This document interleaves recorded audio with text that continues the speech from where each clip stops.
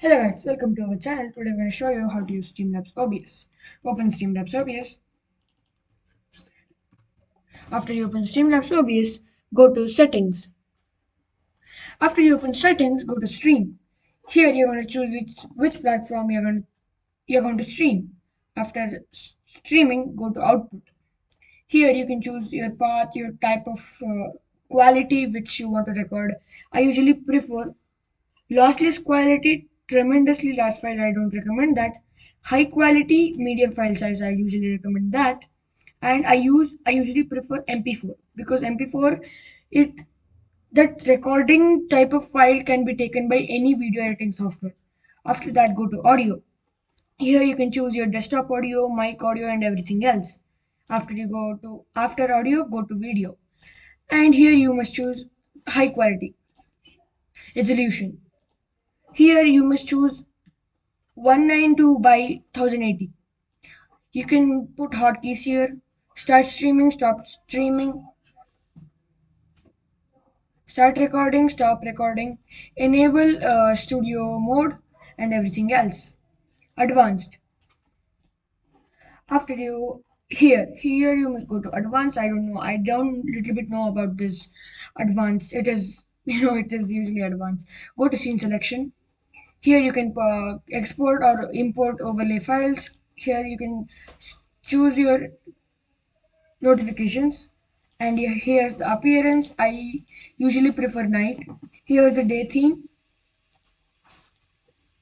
Here's the remote control. Is going to reveal your stream code. Here is virtual webcam. We're going to make another video about virtual webcam. Okay, we are ready. We are now. I'm going to put a scene, another scene, new scene. I'm going to rename it new scene.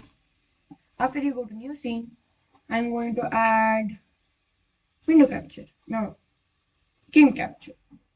Add source. Add source. Okay. I usually, if I am recording any gameplay video,